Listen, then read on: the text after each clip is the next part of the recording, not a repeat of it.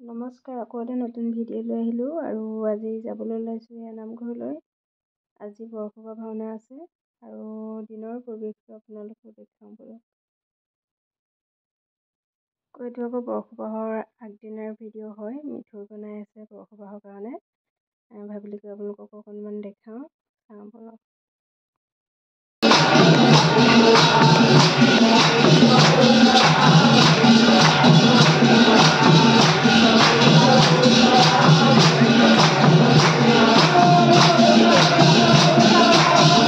নামৰ মাজতে আকৌ এয়া চাহ জলপান খাবৰ কাৰণে আহিলোঁ। তাৰপিছত এয়া নাম লৈ কি হ'ল প্ৰসাদ বিতৰণ কৰিছে আৰু